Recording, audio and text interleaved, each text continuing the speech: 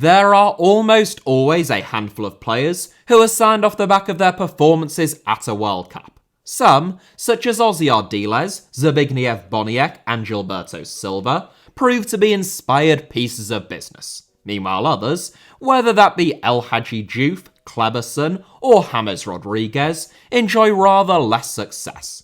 This World Cup is a little bit different to all those which preceded it, in many respects, but most pertinently in this instance because instead of taking place in the summer, it has come during the winter which, whilst there is a transfer window, is not the off-season for most of the world's richest and biggest leagues, and is not when they tend to get most of their business done.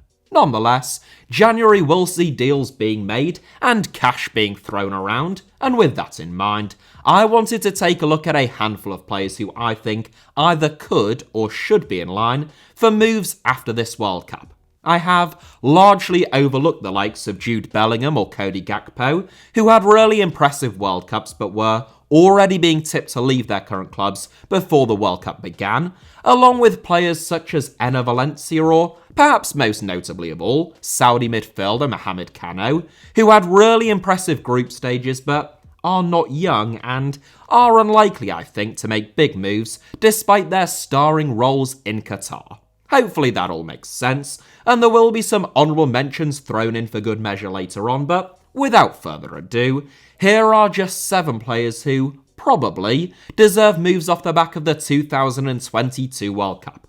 7th, Dominic Levakovich. I have been singing Dominic Levakovich's praises for some time now on this channel, and his performances at this World Cup will have come as no surprise to any Dinamo Zagreb or Croatia fans. Nonetheless, despite being on the verge of turning 28 years old and having been brilliant for a while now, unlike players like Bellingham, Gakpo, and even Enzo Fernandez, Dominic Levakovich wasn't being widely tipped to make a move somewhere else before this World Cup began. Having been one of the 2 outstanding goalkeepers at this World Cup, in my eyes at least though, along with Morocco's Bono, who already plays for Sevilla, maybe now that will change. Playing out of his skin at this moment in time, Levakovich has always had outstanding reflexes and been brilliant at rushing out off his line and closing the angle before a forward can get a shot at goal. When you look at Leicester City's goalkeeping dilemma at this moment in time, or even Chelsea's you could argue, Levakovich seems like a talented, fairly young, and extremely affordable solution, particularly given that he reportedly earns less than £15,000 a week in Zagreb, both on the basis of his performances at this World Cup, but even without that, I think that it is evident at this stage that Levakovich is ready to make another step up, and I hope that it happens over the next 6 to 8 months. 6th, Eunice Musa. The United States have several impressive players, and particularly impressive young players, within their ranks at this moment in time. But I do think that Eunice Musa's ceiling is higher than anyone else's, and I include Gio Reyna in that. Capable, I think, of becoming the greatest American football or soccer player of all time, this World Cup has only served to strengthen my belief that that is the case. The United States won the midfield battle against England in the group stage, or were at least England's equals, with McKennie, Adams and Musa all putting in really impressive displays. It is worth noting, not only that they were up against a midfield of Declan Rice, Jude Bellingham and Mason Mount, but also that Musa was just 19 years old.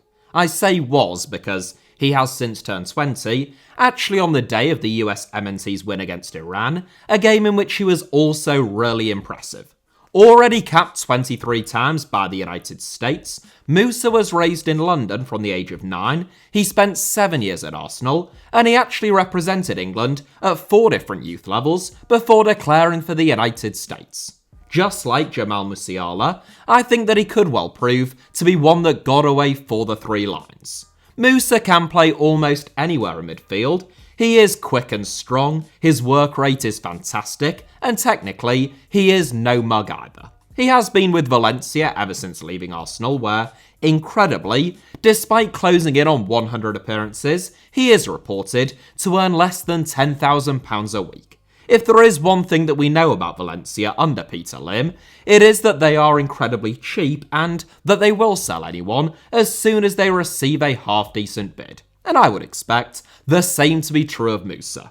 I have already seen him linked with Nottingham Forest for a revived fee of £17 million, which seems incredibly cheap to me, and with all due respect to Forest, I think that Musa could probably set his sights a little bit higher than that. Fifth, Sofiane Amrabat. I have been planning this video throughout this World Cup, and though Sofiane Amrabat has been excellent in every one of Morocco's games, it took me all the way until the quarter-final and victory against Portugal for me to put a little asterisk beside his name and decide finally that I would include him. My initial reluctance was solely because he is 26 years old, which is still young. I mean, he's 6 months younger than I am, but isn't Eunice Musa territory either, and also because he already plays for Fiorentina, who are a solid Serie A side, and I've always thought that he looked to be playing at about the right level whenever I have seen them. It was when he received the ball during injury time on the edge of his own box and beat 3 players before springing a counter-attack against Portugal though that I thought, hang on a minute, this lad has got something a little bit different about him. One of the stars of this World Cup, Amrabat's composure has been off the scale, and his stamina, like a lot of Moroccan players, almost superhuman. Amrabat's agent claims that he has had interest from every so-called super club imaginable, and whilst I'm not sure that he could get into a Real Madrid or Manchester City starting 11 for instance, I do think that he is capable of playing for a better club than Fiorentina, hence why he features. Fourth, Harry Suta. I picked out Harry Suta last month as being not just Australia's most underrated player, but actually the best player in their squad, and in a Socceroos team that far exceeded almost anyone's expectations, I think that he lived up to that billing. A giant of a man at 6 foot 6 inches tall, Suta was born in Aberdeen and represented Scotland at a couple of different youth levels. Suta's mother is Australian though, and Australia pulled off a real coup back in 2019 when they convinced him to represent them instead. Suta has since scored 6 goals from 14 caps for the Socceroos, which is a quite frankly absurd goal-scoring record for a centre-back, and it actually gives him the best goals per game record of any player in Australia's World Cup squad. Suta plays his club football for Stoke City in the Championship, who have a really good record of developing young centre-backs in recent years, and he is already back in Staffordshire, having started in the Potters 2-2 draw with Cardiff City last weekend. Make no mistake, Suta has his limitations. He isn't the quickest on the turn or in terms of his acceleration, and I think he'd struggle in a team that looks to always play it out from the back, and for their centre-backs to be comfortable stepping out with the ball at their feet. But I felt before this World Cup that he could hack it at pretty much any bottom half Premier League team who don't play that way, and his World Cup form cemented that belief in my mind. Third, Georgian de Arrascaeta. I had a similar dilemma with Georgian de Arrascaeta to the one with Sofiane Amrabat, to an even greater extent if anything, given that he is already 28 years old and he has never played outside of South America. In truth, it is probably partly my own curiosity and the fact that I would be really intrigued to see how he would get on in Europe, which has contributed to me being even more set on seeing someone sign him whilst he is still at the peak of his powers. One of the best players in Brazil for the last 6 or 7 years now, both for Cruzeiro and his current club Flamengo, I thought de Arrascaeta would be the ace up Diego Alonso's sleeve at this World Cup, and that he was capable of really surprising a few teams. Sadly, he didn't start against either South Korea or Portugal, but in his only start against Ghana, he was absolutely fantastic. A constant threat, linking up the play for Uruguay and scoring both of their goals in a 2-0 win. Sadly, it was too late by that point, and the South Americans still went out. But de Arrascaeta did just about all that he could on a personal level, and enough, I hope, but do somewhat doubt, to convince either a Premier League, Serie A, or La Liga side to sign him.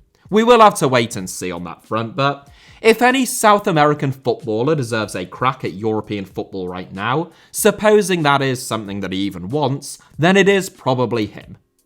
Second, Mohammed Kudus. Probably the most predictable inclusion in this 7, I would imagine. Mohammed Kudus' performances for Ghana in the group stage certainly did not go unnoticed. Remarkably versatile, capable of playing anywhere in midfield and indeed up front, Kudus exhibited that versatility at the World Cup, playing on the left of a 3-man midfield against Portugal, on the right wing against South Korea, and finally up front against Uruguay, excelling in all 3 roles. Fast, direct, and brilliant on the ball, Kudus is by no means the finished product, and his own finished product, or final ball and decision making, are areas in which he certainly can, and I expect that he will improve. Nonetheless, few players perform better than him in the group stage of this World Cup, despite the fact that he is still only 22 years old, and that is quite some going. A graduate of the esteemed Right to Dream Academy in his hometown of Accra, Ghana's capital, Kudus began his professional career with Nordsjælland before signing for Ajax in 2020. Ajax are a massive football club where Kudus could easily continue to progress and develop for the next 3 to 4 years, and that almost convinced me to entirely leave him out. Ultimately, though, he was just too good at too young of an age not to have caught the attention of at least a couple of super clubs, and though Ajax are just that historically, we know that football finance in 2022 dictates that now they predominantly sell players to those clubs for absolutely exorbitant fees. First, Joško Gvardial. As with a number of players in this 7, Joško Gvardial isn't some unknown quantity who came into this World Cup with no one having heard of him and will depart it as a household name. But still, he has been able to majorly elevate his reputation and illustrate that he is capable not only of competing at the very highest level, but actually of excelling there. Signed by RB Leipzig in 2020, but then loaned back to Dinamo Zagreb for a season, this is only Gvardial's second season playing in the Bundesliga, but then again, we ought not forget, he is still only 20 years old. To date, Gvardial has played roughly a third of his football at left-back and 2/3 of it at centre-back, and given just how good he is when it comes to the defensive fundamentals, one suspects that it is at centre-back that he will settle. Quick, powerful, strong both in the tackle and aerially, and a tremendously driven professional, Gvardial seems to be a manager's dream, and without wishing to put too much pressure on the young lad, it seems to me like there is absolutely no reason why he can't become one of the best centre-backs in the world, and indeed of his generation. Yeah, no pressure. With that in mind, as good as Leipzig are, particularly at developing young players, a move away from the energy drink franchise would seem to me to be inevitable, most likely for an astronomical fee, and almost certainly to one of the biggest, best, and richest football clubs on the planet. Oh, I should probably also mention the fact that he has been almost faultless at this World Cup, just freakishly good for someone so young playing at centre-back. So those are the 7 players that I picked out, recording this video, it should be said, before either of the semi-finals have been played. Meanwhile, the likes of Enzo Fernandez, Cody Gakpo, Kaoru Mitoma, Issa Lauduni, and Gonçalo Ramos, among others, also made my shortlist, missing out for a variety of reasons, some of which I have already explained, and some of which I won't bore you with. Thank you all very much as ever for watching today's video though. I hope that you enjoyed it. Hit the like button if that was the case. Apparently it helps in some way. Let me know your thoughts down below in the comments, and feel free to subscribe and turn on notifications for HITC Sevens. You can also find me on Twitter or on Instagram via the username @HITC Sevens on both, should you wish to do so.